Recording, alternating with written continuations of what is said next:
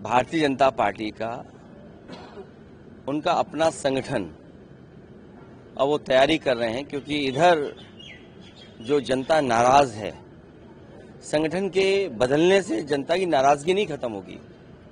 जो महंगाई बढ़ी है, जो बेरोजगारी बढ़ी है, जो सपने दिखाए थे, जो स्मार्ट सिटी बनाने का सपना दिखाया था, जो इंफ्रास्ट्रक्चर में सपना दिखाया था, इलाज को लेकर के बड़ी बड़ी बातें की गई थी कि इलाज सस्ता होगा, दवाइयाँ सस्ती होंगी, नौकरी रोजगार मिलेगा, शिक्षा में बेहतर होगा, शिक्षा सस्ती होगी।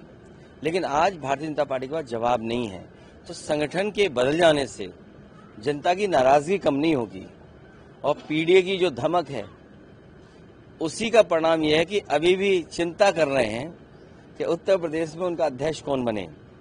अध्यक्ष बनने से ज्यादा उनके अंदर जो इंटरनल जो डिस्कशन होता है, बड़े बड़े बुद्धिजीवी, बड़े बड़े सलाहकार और बड़ी कंपनियां बैठती हैं।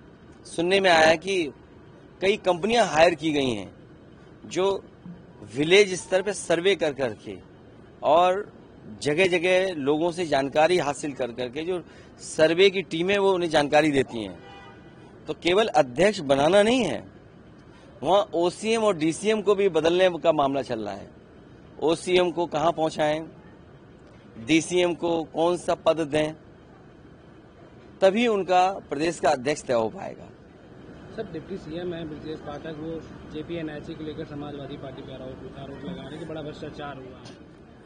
देखिए, वो कुछ नहीं जानते, क्योंकि उन्हें अपने अस्पताल, मेडिकल कॉलेज, उनकी चिंता करनी चाहिए। और मैं आज आपसे कह रहा हूं, रिकॉर्ड पे रख लेना आप बात, जितने भी मेडिकल कॉलेज हैं, किसी भी मेडिकल कॉलेज में जो मानक के हिसाब से प्रोफेसर्स होते हैं, असिस्टेंट प्रोफेसर्स होते हैं, टेक्नीशियंस होते हैं, वो किसी अस्पताल में नहीं है। और उसी का परिणाम ये है कि प्राइवेट अस्पताल तरक्की कर रहे हैं और प्राइवेट अस्पतालों में लोग भाग रहे हैं इलाज के लिए। आप केजीएम में चले जाएं, आप लोहिया इंस्टीट्यूट में चले जाएं, आप पीजीआई में चले जाएं, बड़े पैमाने पर भीड़ है। और दूर न जाएं आप, बगल में कैंसर इंस्टीट्यूट है।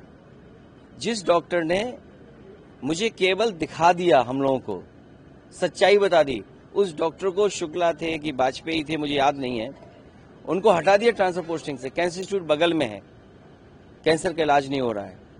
उनके अपने नेता जो बीजेपी का जिस समय बनना था और जिस समय पहले अध्यक्ष चुने गए, पहले प्रधानमंत्री बने, उनके नाम पर यहाँ यूनिवर्सिटी बनी है। मेडिकल कॉलेज बनाने का काम था, यूनिवर्सिटी बनाने। क्या अटल बिहारी वाजपेयी के नाम पर जो यूनिवर्सिटी बननी थी, उसमें क्या इलाज होने लगा?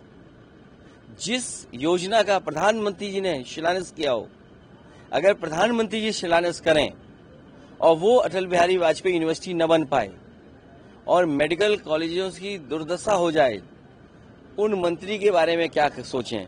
वो रात भर सो नहीं पाते, रात भर कैसे सीएम बने उनका सपना देख रहे हैं। जो व्यक्ति सीएम का सपना देख रहा हो दिन रात, उससे आप क्या उम्मीद करोगे? और जेपीएनआईसी वो बिल्डिंग है जो one of the best building है, और उन्होंने एलडीए को इसलिए दिया है क्योंकि वो बेचना चाहते हैं। सोसाइटी जो थी, वो सोसाइटी का मैं फाउंडर मेंबर हूं, हमारे राजेंद्र चौधरी जी फाउंडर मेंबर हैं। उसके फाउंडर मेंबर को आपने हटा दिया, सोसाइटी को आपने हटा दिया। अगर ये परंपरा होगी कि किसी फैसले को जो कैबिनेट से लिया हो उस फैसले को बदलने देंगे, तो आने वाली सरकार भी उन फैसलों को बदलेगी जो ये कैबिनेट फैसला ले रही है। अगर कैबिनेट के फैसले बदलने लगेंगे, ये कैबिनेट के फैसले से सोसाइटी बनी थी जिसके हम लोग फाउंडर मेंबर हैं, और फाउंडर मेंबर और सोसाइटी को हटाने का लक्ष्य यही है कि वो बेचना चाहते हैं, वो चीज को हटाना चाहते हैं। आज आप सोचिए, हम खड़े हैं, आम का मेला कहाँ लगाया, आम महोत्सव कहाँ बन रहा है? अवध शिल्पग्राम किसने बनाया? समाजवादी सरकार में बना। वहां पटिया लगी है जहां हमारा उद्घाटन है। कहो तो हम चलें शिल्पग्राम में, आम का वही देखें पटिया जाकर के। जहां हम खड़े, ये जो ऊंची बिल्डिंगें दिख रही हैं, ये किसने बनाया? ये नेताजी का बनाया हुआ है, समाजवादी पार्टी का बनाया हुआ है। 3000 एकड़ का लाइसेंस नेताजी ने दिया था और 3000 एकड़ का लाइसेंस समाजवादी पार्टी पिछली सरकार में मिला। ये जो इंफ्रास्ट्रक्चर और अच्छा होना था और सुविधाएं मिलनी थी, इन्होंने इतना दबाव बनाया अपने लोगों को खुश करने के लिए, इतना भ्रष्टाचार किया कि हर चीज महंगी हो गई है। सोचो, जो सस्ता मकान मिलना था वो महंगा हो गया, जो सुविधाएं गांव में जो बसे हुए बीच में जो मिलनी थी वो नहीं मिल पा रही है। तो इन्होंने भ्रष्टाचार बढ़ाया, महंगाई बढ़ाई, बेरोजगारी बढ़ाई, अस्पतालों की दुर्दशा कर दी इन्होंने। इसीलिए संगठन बदलने से कुछ नहीं होने वाला है।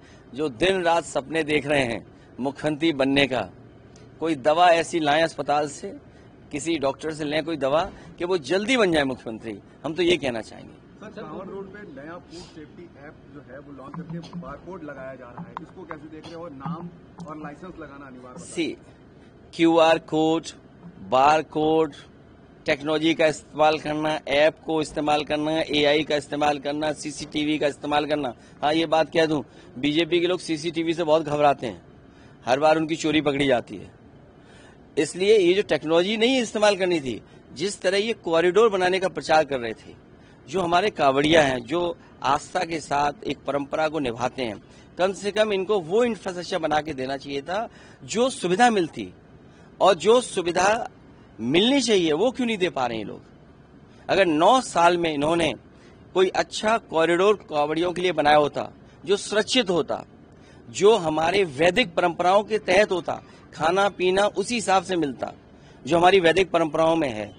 अगर ये वैदिक परंपराओं से जुड़ा हुआ हमारा अगर आयोजन है या आस्था का एक परिक्रमा या हम उसको यात्रा पे निकलते हैं, तो इनकी जिम्मेदारी थी कि वैदिक परंपराओं को मानते हुए कोई ऐसा कॉरिडोर बनाते जिसमें कांवड़ियों को आराम करने का, उनके खाने पीने का, उनके स्वास्थ्य को लेकर के चिंता करते। अब तो इन्होंने कॉरिडोर बनाया नहीं, इसीलिए QR कोड, ऐप, ये नाटक कर रहे हैं। नाटक इसलिए कर रहे हैं क्योंकि अपनी नाकामी छिपाना चाहते हैं। हम तो इनसे कहेंगे कि कमिश्नर DM SP को लगाएं सेवा के लिए, खाना वाना की व्यवस्था के लिए, और CO और SDM को लगाएं उनके पैर दबाने के लिए, तो शायद उससे बड़ा आराम मिलेगा उन्हें। क्योंकि अगर CO, SDM इस स्तर के अधिकारी उनकी सेवा करें, पैर दबाएं, तो उन्हें भी पुण्य मिलेगा और एक सेवा का भाव जो पैदा होता है वो भी पूरा होगा। यही है हमारी वैदिक परंपरा, यही हमारा आस्था है। तो मैं उम्मीद करता हूं कि मुख्यमंत्री जी QR कोड तो बना ही रहे हैं, इसके साथ साथ ये भी एक जियो जारी कर दें कि DM SP खाना स्वास्थ्य सेवाएं देखेंगे और CO और SDM उनके पैर वेर दबा के सेवा करेंगे। सरकार में कैबिनेट मंत्री हैं आशीष पटेल, वो सरकार पे ही अपने आरोप लगा रहे हैं और कह रहे हैं कि सूचना विभाग से ये हमारे खिलाफ ये सूचनाएं दी जा रही हैं और संयंत्र रचा जा रहा है मेरे खिलाफ। हालांकि 1700 करोड़ कम बताया उन्होंने। मैंने पूरा उनका ट्वीट नहीं पढ़ा है, मुझे जानकारी नहीं है, लेकिन मुझे ये जानकारी हुई है कि 1700 करोड़ का बताया उन्होंने कि जो पत्रकार साथी हैं हमारे, इनको 1700 करोड़ रुपए का भुगतान हुआ है। अब मुझे नहीं पता News 24 को कितना बजट मिला होगा, ANI को कितना बजट मिला होगा, भारत समाचार को कितना बजट मिला होगा, लेकिन सुना यह है कि 1700 करोड़ से ज्यादा पैसा आप लोगों पे खर्च हुआ है। सोचिए 1700 करोड़ रुपए। तो वो आशीष पटेल जी जो कुछ कह रहे होंगे, क्योंकि कैबिनेट में बैठते हैं, सरकार में हैं, तो कुछ तो सच्चाई बता रहे होंगे। पद छोड़ने की बात भी कही है। नहीं, वो उनका व्यक्तिगत हो सकता है, लेकिन जो वो जानकारी दे रहे हैं उसमें कुछ सच्चाई हमें लगती है। सर, महाराष्ट्र में हिंदी भाषा विवाद जो चल रहा है उसको आप नहीं, उस पर हमें कुछ नहीं बोलना, बस इतना बोलना है कि OCM और DCM का मामला ठीक नहीं है, इसीलिए दूसरी बातें हो रही हैं। सर, बिहार में वोटर लिस्ट को लेकर के तमाम जो है कयास लगाया जा रहा है, बताया जा रहा है कि जो वोटर लिस्ट में गड़बड़ी के चलते तमाम ऐसे मतदाता हैं जिनका नाम कट जाएगा, तो क्या चुनाव आयोग जो है विपक्ष की नहीं सुन रहा है? इलेक्शन कमीशन को बीजेपी के सारे पे काम नहीं करना चाहिए, और जो वहाँ की पॉलिटिकल पार्टीज जो आशंका, जो सोचती हैं कि उनका वोटर के साथ भेदभाव होगा, इस समय जब बाढ़ होगी और अचानक चुनाव सामने आ गया, कौन अपना बर्थ सर्टिफिकेट ढूंढेगा? आप 20-25 दिन के अंदर 8 करोड़ वोटरों को आप नई वोटर लिस्ट बना रहे हैं।